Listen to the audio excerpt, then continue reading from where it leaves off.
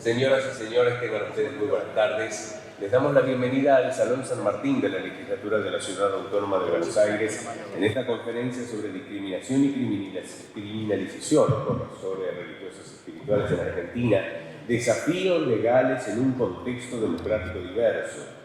Queremos agradecer especialmente al diputado por la Ciudad Autónoma de Buenos Aires, Claudio Romero, al director general para la Integración Migrante, Nicolás Macei, y a sus equipos, por la posibilidad de realizar este evento en este Palacio Legislativo. También agradecemos especialmente al Centro de Estudios de Nuevas Religiones y al presidente de la Universal Peace Federation Argentina, licenciado Miguel Werner, por su invaluable apoyo.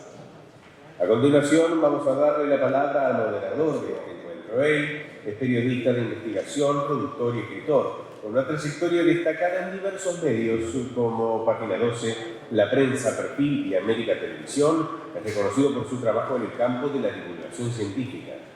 Hoy es editor de su propio medio, factorelblog.com. Sin más preámbulos, con ustedes, Alejandro Agostinelli. Muchas gracias, muchas gracias a todos. Gracias por venir. Gracias a la legislatura por haber considerado relevante este evento, los temas que vamos a hablar a lo largo de este evento. Bueno, a lo mejor quienes no me conocían ahora saben que vengo de la ciencia, de la divulgación de la ciencia, a pesar de ser una persona que no tiene filiación religiosa, soy un enamorado de la religión. Es un campo de conocimiento que siempre me ha fascinado. Por ese motivo he abordado el tema con muchísima frecuencia, pero particularmente interesándome por la religiosidad novedosa, disruptiva, la religiosidad que está un poco fuera de los márgenes de lo establecido, ¿no? Quizá de formación profesional, ya que siempre me he interesado por la heterodoxia, ¿no?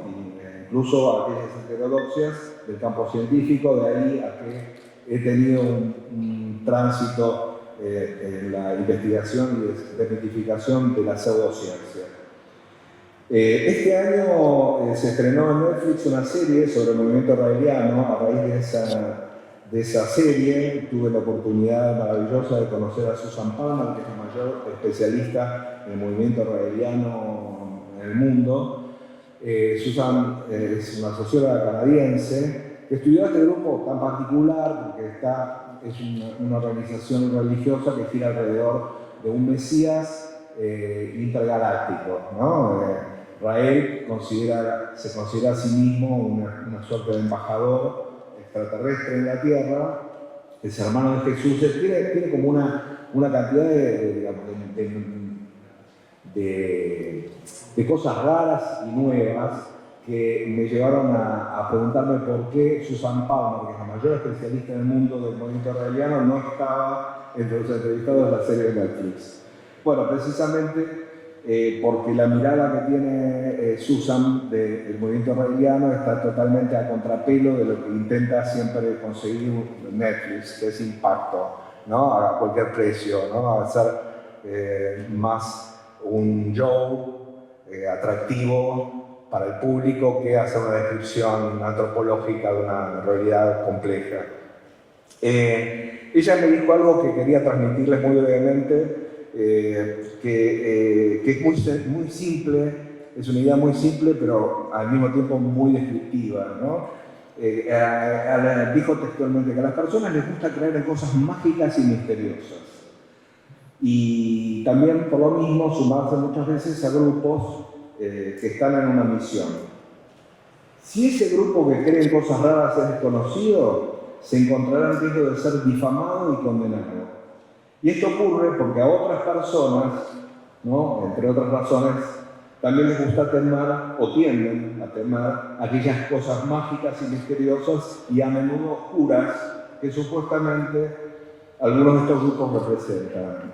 Me parece una gran idea para transmitirles a ustedes acerca de la complejidad psicológica y sociológica que hay en el universo de los nuevos movimientos religiosos, sin dejar de tener en cuenta que la mayoría de nosotros nacemos fieles a una religión o a una identidad cultural, y las minorías religiosas, en cambio, a las minorías religiosas tienden a sumarse personas que se hacen miembros, ¿no? Se acercan en forma voluntaria y a la larga pueden adquirir o no un compromiso, pero hay, me parece, que una diferencia bastante fundamental entre nacer en una religión que de tomar la decisión de adoptarla. Como en el mundo secular no está bien visto perseguir a las personas por el hecho de creer en cosas distintas, raras, ajenas, alejadas de la normalidad, de la supuesta normalidad, se ha extendido el prejuicio de considerarlas vulnerables, víctimas de métodos de captación, coerción o adoctrinamiento. Por eso sus líderes son psicópatas que administran técnicas secretas e infalibles para lavar cerebros. Ese es el cliché que seguramente más uno de ustedes ha escuchado alguna vez en su vida, y espero que no lo haya recibido jamás. Bueno, aunque parezca absurdo, desmitificar la pseudociencia implícita en el lenguaje discriminador y estigmatizante utilizado por quienes descalifican supuestas sectas solo por el hecho de evocar a un imaginario fantasmagórico, también genera rechazo en ambientes presuntamente progresistas y racionalistas. A fines de 2022, la socióloga e investigadora de CONICET, Mariela Mosqueira, publicó junto a su equipo los resultados de una encuesta orientada a relevar los índices de discriminación por motivos de fe en la Argentina. Y algunos resultados son bastante sorprendentes. El 60% de los entrevistados declaró haber sido víctima de discriminación por motivos religiosos alguna vez en su vida. El 20% de los encuestados considera que su fe es rechazada por la sociedad. Y más de la mitad de los entrevistados manifestó tener dificultades o sentir restricciones para expresar su fe. Bueno, el estudio arrojó que estos resultados tienden a concentrarse en las religiones minoritarias, como las de matriz afro, evangélicos, mormones, y en personas con mayor compromiso religioso, como líderes o asistentes asiduos. Ahora, ¿en qué ámbitos sociales recrudecen los prejuicios y la discriminación? En los medios de difusión, en el gobierno y en otros grupos religiosos. Si este es el contexto, no sorprende que en los últimos años fueran moneda corriente titulares sobre casos de grupos religiosos acusados de trata de personas rotulados como sectas, un término peyorativo, discriminatorio, en el que subyace la idea de la religión falsa y criminal.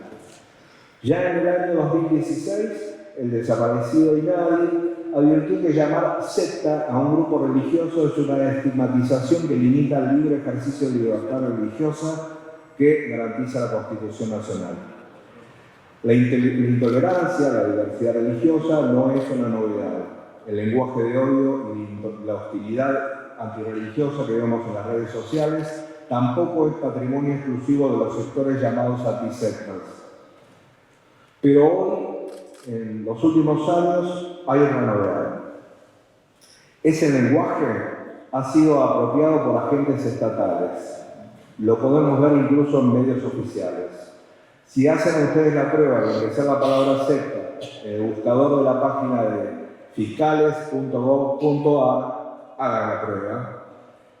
Ponen la palabra secta en el buscador y se van a encontrar con una lista de noticias, en realidad textos provistos por los propios fiscales, donde utilizan esta expresión que está claramente cuestionada por los estudiosos de la religión, del mismo modo que pueden encontrar también expresiones como lavado de cerebros, coacción psicológica, despersonalización, etc. ¿Cómo es posible que estos discursos estén casi naturalizados en ámbitos esenciales de la democracia, ¿no? Como la justicia?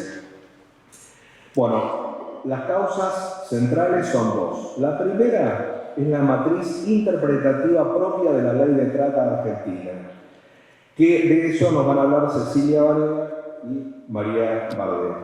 La segunda causa es el desconocimiento. ¿no? A esto se le suma la desinformación, la información falsa y engañosa. Por eso también está con nosotros Felipe González, del grupo Cómo Vivir por Fe, que nos va a hablar de lo que les pasó cuando su comunidad, víctima de acusaciones falsas, fue allanada en mayo de 2022.